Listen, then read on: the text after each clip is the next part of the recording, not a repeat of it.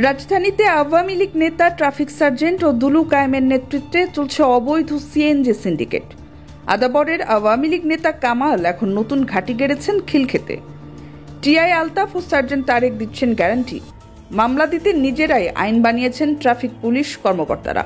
বিস্তারিত দেখুন মাসুম মীর ইমন ও আলাল হোসাইনের করা 5 পর্বের ধারাবাহিক অনুসন্ধানী প্রতিবেদনের প্রথম পর্বে। রাজধানীর বিভিন্ন এলাকায় ছড়িয়ে থাকা অবৈধ ও ভুয়া কাগজে চলা সিএনজির জালিয়াতি নিয়ে অগ্রযাত্রার সাম্প্রতিক অনুসন্ধানে বিস্ফোরক তথ্য উঠে এসেছে। এতে উঠে এসেছে রাজধানী ঢাকা কেন্দ্রিক বেশ কয়েকটি অবৈধ সিএনজি সিন্ডিকেটের তথ্য। সরেজমিনে গিয়ে জানা গেছে, আগারগাঁও 60 ফিট এলাকায় দুলু ও কায়েম নামের 2 ব্যক্তি দীর্ঘদিন ধরে পুরনো ভাঙা বা চোরাই সিএনজিকে চালকদের কাছে ভাড়া দিয়ে আসছেন। এসব সিএনজির বৈধ কোনো কাগজপত্র নেই, তবে ট্রাফিক সদস্যদের মাসোয়ারা দিয়ে নির্বিঘ্নে চলছে রাজধানীর ব্যস্ততম সড়কগুলোতে। এই সিন্ডিকেটের পেছনে রয়েছে আদাবরের আওয়ামী লীগের এক নেতা কামাল। অনুসন্ধানে উঠে আসে, কামাল আদাবর এলাকায় দীর্ঘদিন এই কারবার চালাতেন। কামাল সরকার পতনের পরে পালিয়ে বর্তমানে খিলক্ষেতে অবস্থান করছেন এবং সেখান থেকেই এই অবৈধ ব্যবসা পরিচালনা করছেন। স্থানীয় সূত্রে জানা গেছে, কামালের বিরুদ্ধে একাধিক অভিযোগ থাকায় তিনি এখন মূল এলাকা ছেড়ে আত্মগোপনে থেকেও সিন্ডিকেট নিয়ন্ত্রণ করছেন। আরও জানা যায়, এসব অবৈধ সিএনজি ব্যবসার নিরাপত্তা ও রাস্তায় চলাচলের গ্যারান্টি দিয়ে থাকে টিআই আলতাফ ও সার্জেন্ট তারেক নামের 2 কর্মকর্তা। কার মারফতে চলে? এই আলতাফ স্যারের নিজের গাড়ি। এই আলতাফ স্যারের না? আচ্ছা আচ্ছা। উনি কোন জোনে? কোন জোনে এটা তো আমি কইতে পারবো না ভাই, আমি ড্রাইভার গাড়ি চালাই এই পর্যন্ত জানি। আচ্ছা, তাদের সঙ্গে যুক্ত আছেন যাত্রাবাড়ি জোনের এক প্রভাবশালী সার্জেন্টও।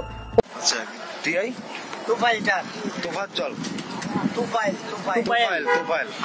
আচ্ছা, ওনার নিজের গাড়ি। পেপারস ঠিকঠাক আছে? এটা ওনার সাথে কথা বললে দেখতে পারেন। এমনি আপনি ড্রাইভার, আপনার ইয়া নাই, মানে জানেন না আপনি যে পেপারস গুলো ঠিক আছে কিনা?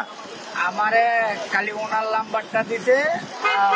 নাম্বার কি সিএনজি তে? এই যে নাম্বার এটা ওনার।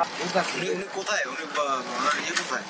দৈনিক বাংলা মোড়ে বসে। ঠিক আছে। অভিযোগ রয়েছে, তারা প্রতি গাড়ির জন্য নির্দিষ্ট মাসিক চাঁদা নির্ধারণ করে দিয়েছেন এবং সেই টাকার বিনিময়ে এসব গাড়িকে মামলা না দিয়ে ছেড়ে দেওয়া হয়। এবং আশ্চর্যজনক বিষয়, ভুয়া কাগজে কিভাবে মামলা দিচ্ছে। একই কাগজে 2-3টিরও বেশি সিএনজি রয়েছে। একাধিক চালকের জবানিতে উঠে এসেছে, গাড়ির কাগজ কিছুই নাই, শুধু নাম বললে আর মাসিক টাকা দিলে কেউ ধরবে না। পুলিশের সাথে চুক্তি করা থাকে। এ যেন আইনসভা নয়, ট্রাফিক পুলিশ কর্মকর্তারা নিজেরাই বানিয়ে নিয়েছেন আইন। এদের ছত্রছায়ায় তৈরি হয়েছে ভয়াবহ এমন ভয়ানক চক্র।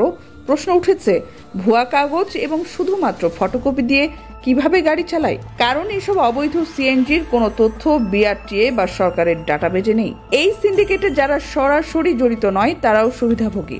স্থানীয় একদল কথিত সাংবাদিক যারা নিয়মিতভাবে এসব চক্রের ডিল ফিক্সিং এ যুক্ত। কোনো অপতথ্য ছড়ালে আবার তারা ঘটনাকে ভিন্ন খাতে প্রবাহিত করতে সংবাদ ব্যবহার করে।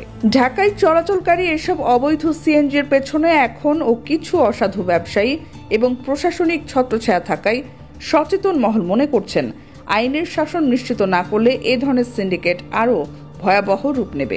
দর্শক, অবৈধ সিএনজি সিন্ডিকেটের আরেক মাফিয়া কাল্লু সহ আরও বেশ কয়েকজনের তথ্য নিয়ে আসছে ধারাবাহিক অনুসন্ধানী প্রতিবেদনের 2য় পর্ব। চোখ রাখুন অগ্রযাত্রায়।